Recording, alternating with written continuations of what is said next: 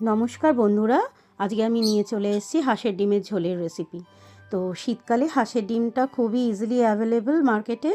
তো আমার ফ্যামিলিতে সবাই খুব ভালোবাসে এই হাঁসের ডিমের ঝোল, আশা করি আপনারাও পছন্দ করেন। তো আমি শেয়ার করছি আমি কিভাবে বানাই।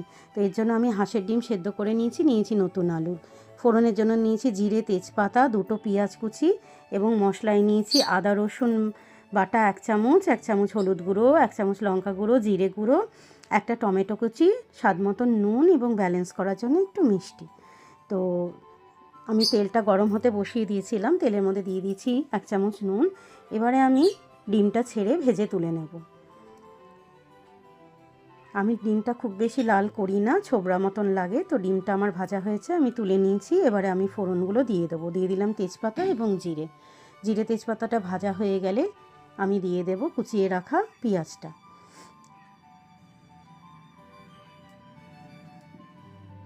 পেঁয়াজটা আমি একটু লালচে মতন ভাজবো।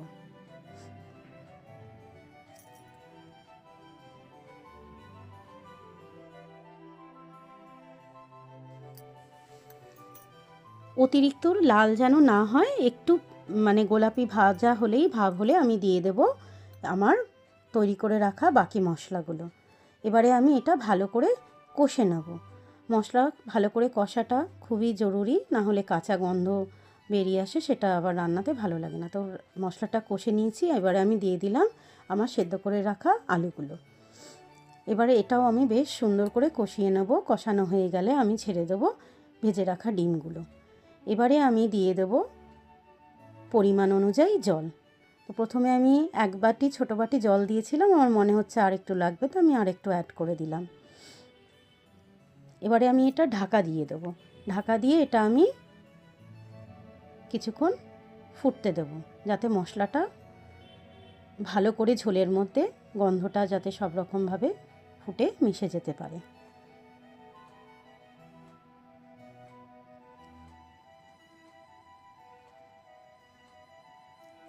ঢাকা দিয়ে আমি কিছুক্ষণ রাখার পর দেখুন খুলে নিচ্ছি, কি সুন্দর এর কালার এসছে। এর মধ্যে আমি দিয়ে দেব আমার ঘরে তৈরি করা গরম মশলা।